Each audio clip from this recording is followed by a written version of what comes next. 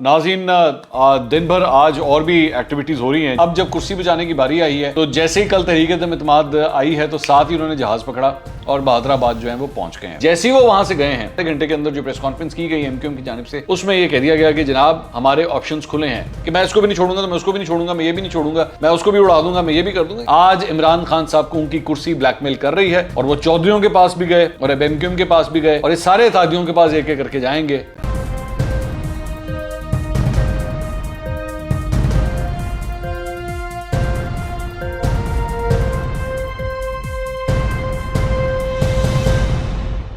अस्सलाम वालेकुम नाज़रीन, मैं हूं मंसूर अली खान। अपने YouTube चैनल के ऊपर आपको खुशामदीद कहूँगा। सबसे पहले आपसे दरख्वास्त के चैनल को सब्सक्राइब करना मत भूलिएगा और बेल आइकन ज़रूर प्रेस कीजिएगा। नाज़रीन, दिन भर आज और भी एक्टिविटीज़ हो रही हैं, जल्दी से उसके ऊपर बात कर लेते हैं। चंद चीज़ों के ऊपर तो मैं पहले बात कर चुका हूँ, लेकिन उसके बाद वो भी वीलॉग आया ही है तो और भी कई एक्टिविटीज़ हो गई हैं। तीन मुख्तलिफ चीज़ें हैं जिसके ऊपर इस वीलॉग के अंदर मैंने बात करनी है। एक तो सबसे पहले जी, जहांगीर तरीन का जो ग्रुप है वो पहुंचा है चौधरियों के पास और उनसे उनकी मुलाकात हुई है, जिसमें ओन चौधरी भी शामिल थे, नुमान लंगड़ियाल भी शामिल थे, ये सब लोग थे। और मामला वही है वज़ारत आला के हवाले से कि वो ये चाहते हैं कि जी उस्मान बुज़दार को जो है वो हटाया जाए। अच्छा, मैं बहुत सी जगहों के ऊपर ये देख रहा था, ये कहा जा रहा था कि जनाब ये पहली दफ़ा जो है ये राब्ता हुआ है और पहली दफ़ा जो है वो जहांगीर तरीन ग्रुप जो है उनका चौधरियों के साथ राब्ता हुआ है और इस बारे में बातचीत हो रही है। ये खबर गलत है, ये मैं आपको पहले से ही बता दूं। चौधरियों का और जहांगीर तरीन ग्रुप का जो राब्ता है वो बड़ी देर से ऑलरेडी हो चुका है और मैं तो ये भी जानता हूं कि तरीन ग्रुप की तरफ से कौन मिलता रहा है और चौधरियों की जानिब से कौन मिलता रहा है, लेकिन ये कोई नई खबर नहीं है। ये राब्ता पिछले कई हफ्तों से आपस में जारी है। सिर्फ ये है कि बाकायदा तौर पर टीवी के ऊपर पब्लिक डोमेन के अंदर जो है वो जाके चौधरियों के पास गया है ये ग्रुप। तो वो बेसिकली मीडिया ये समझ रहा है कि जी पहले, क्योंकि विजुअल्स पहली दफ़ा आए हैं तो इसलिए ये पहले हुआ है। बैकडोर राब्ते जो हैं वो बड़ी देर से ये चल रहे थे, तो इसमें कोई नई बात नहीं है। अच्छा, दूसरी बात ये, अब ज़रा जो दो बड़ी खबरें हैं ज़रा उसके ऊपर आ जाएं। एक तो जो बड़ी खबर है वो है एमक्यूएम के हवाले से। वज़ीर आज़म इमरान खान आज बहादुराबाद में एमक्यूएम के आर्जी जो मरकज़ है वहाँ पे पहुँचे और मतलब हेलीकॉप्टर के ज़रिए जो है वो नेशनल स्टेडियम के ग्राउंड के अंदर जो है वो उतरे, फिर वहाँ से जो है वो एमक्यूएम के इस आर्जी मरकज़ में गए। अच्छा,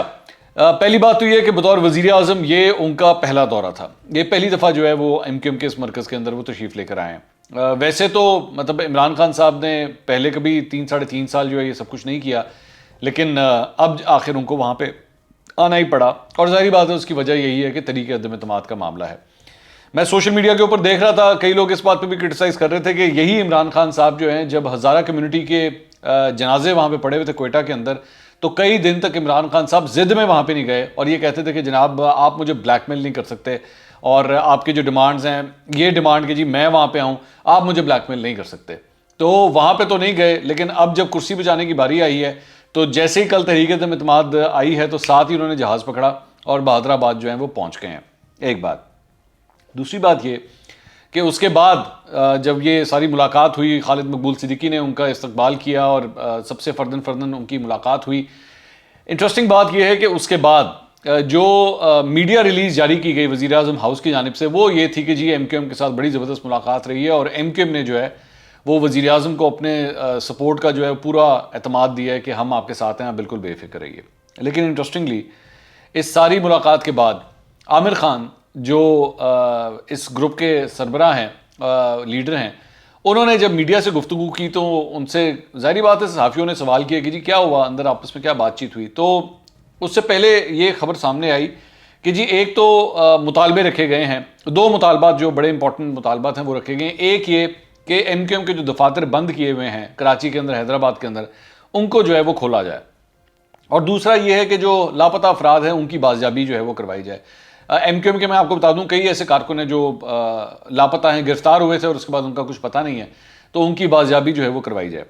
इस दौरान ये खबर आई कि जी हैदराबाद के अंदर जो एमक्यूएम का दफ्तर है उसे कम से कम खोल दिया गया है या उसकी इजाज़त दे दी गई है उसे खोलने की, लेकिन बाकी जो कराची के अंदर जो दफातर हैं वो बंद हैं। अच्छा, इस सारी चीज़ के बाद जो आमिर खान जो बात कर रहे थे उन्होंने कहा कि हाँ जी हमने उनको चाय के ऊपर बुलाया था, वो आए हैं, उन्होंने बड़ा अच्छा किया, उन्होंने चाय वगैरह जो है वो पी है। फिर उनसे ये सवाल किया गया कि ये बताइए कि तहरीक-ए-इत्तेहाद के हवाले से क्या बात हुई, तो उन्होंने कहा जी ये तो डिस्कस ही नहीं हुआ, تحریک عدم اعتماد کے اوپر تو بات ہی کوئی نہیں ہوئی.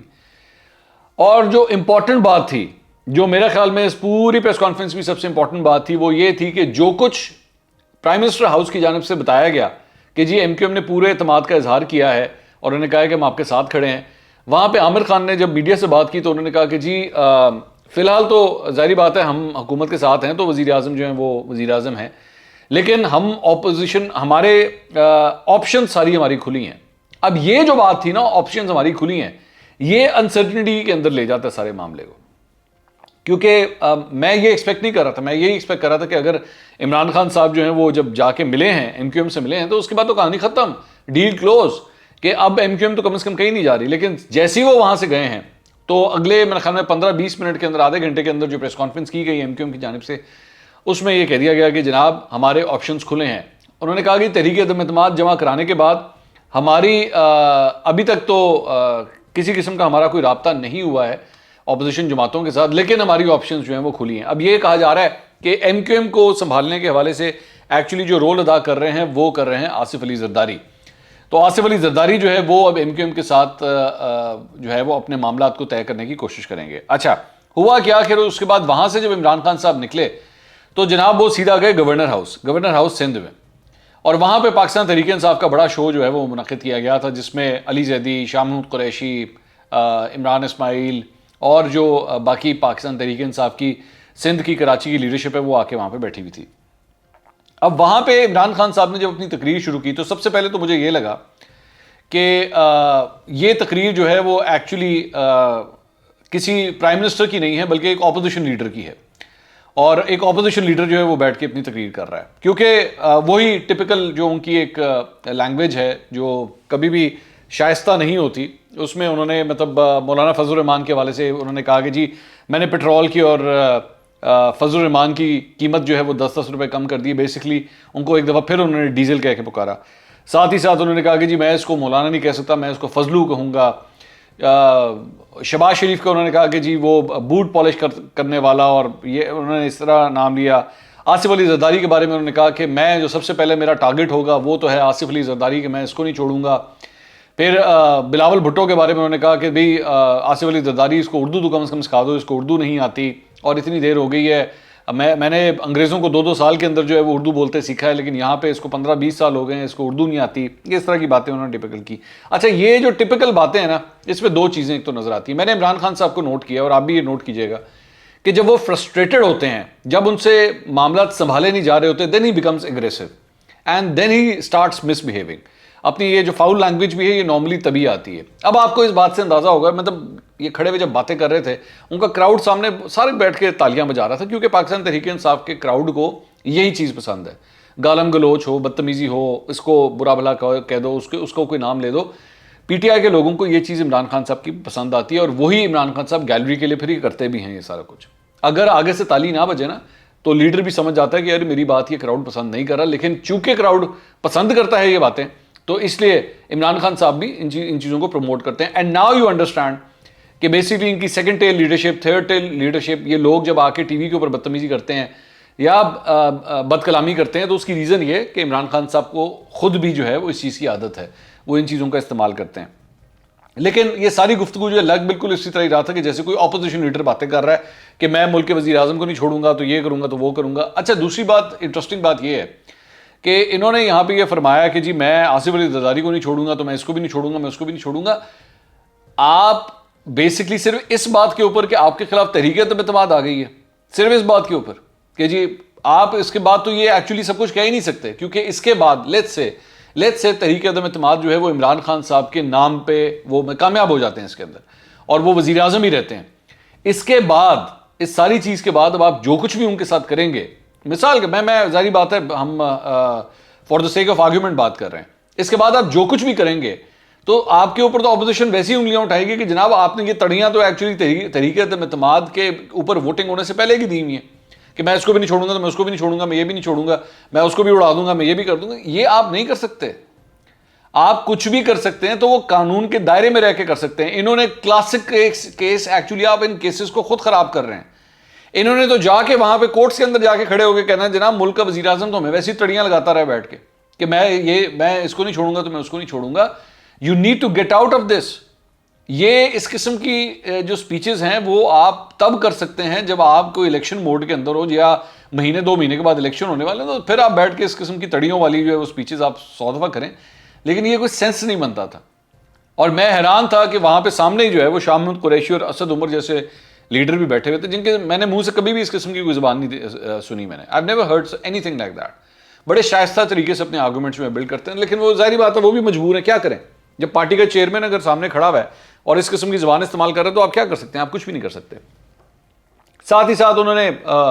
جو یورپی ممالک کے حوالے سے تھا, انہوں نے کہا جی میں نے تو ان کے حوالے سے کوئی بات ہی نہیں کی, اور میں نے تو ان کو کچھ بھی نہیں کہا, میں نے صرف اپنا پوائنٹ آف ویو دیا ہے کہ فورن پالیسی کے حوالے سے ہم جو ہے وہ کیا کر رہے ہیں. پھر ایک اور انہوں نے دوبارہ وہی بات کی کہ جی ایک بندہ آیا تھا, اس نے میرے بندے نے مجھے کہا کہ جی مجھے 20 کروڑ روپے کی آفر ہو رہی ہے, تو میں نے اسے کہا کہ تم لے لو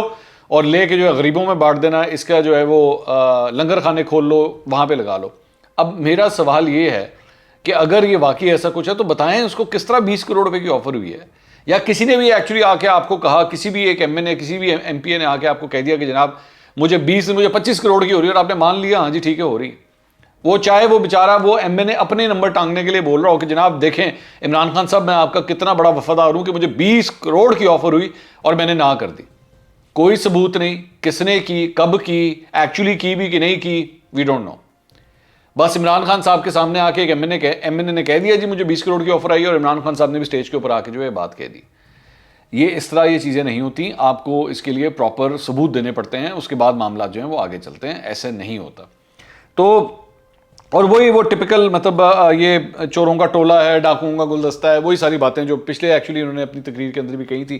جب میلسی کے اندر ہی کھڑے ہو کے تقریر کر رہے تھے, کچھ اسی طرح, لیکن اس مرتبہ زیادہ فرسٹریٹڈ دکھائی دے رہے تھے, زیادہ لگ رہا تھا کہ کافی زیادہ غصے میں. شاید اس کی وجہ یہ کہ پتہ لگ چکا ہوگا تب تک ان کو بھی کہ عامر خان نے پیچھے جو ہے وہ جو پریس کانفرنس کی ہے تو اس کے اندر یہی کہا ہے کہ جناب ہماری آپشن ساری کھلی ہیں.